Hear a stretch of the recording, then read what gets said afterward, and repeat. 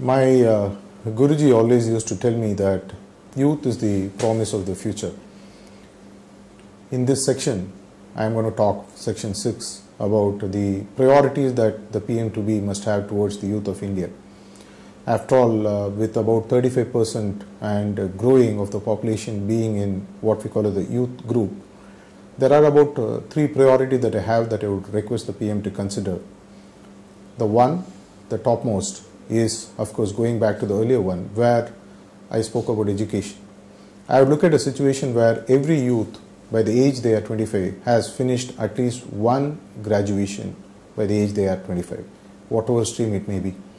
The dividends that it will bring into the overall growth is something incalculable. The second, for the growth of any nation, I always firmly believe that people must have the entrepreneurship spirit, which currently is not there because the education is designed in such a way that people look for jobs the moment they step out of college. I am looking at, in some sense, even yesterday I had been forwarded a link where I was reading that there are schools, management schools, which are growing where they have now started teaching entrepreneurship as a full-fledged program.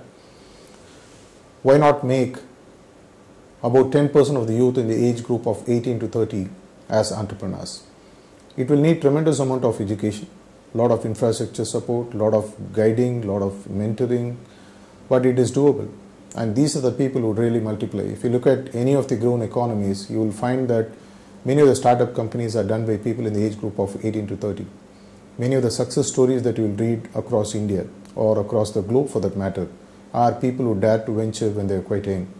That is a spirit that we need to kindle and moderate it well with the support of government and other initiatives.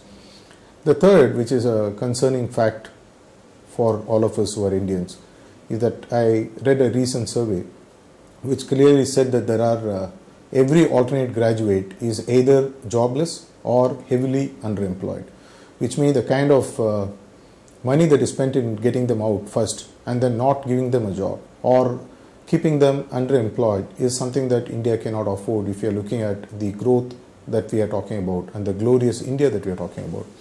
With the current level, we would expect the PM to work towards bringing the unemployment rate to 3% or lesser, which I believe is doable because of the other priorities that we have spoken about would create the jobs, would create the infrastructure, would create the kind of place where entrepreneurs and even people who want to work can actually go and work. And this is surely doable. And after all, that is a figure that normally is expected of a grown economy, which India will be soon.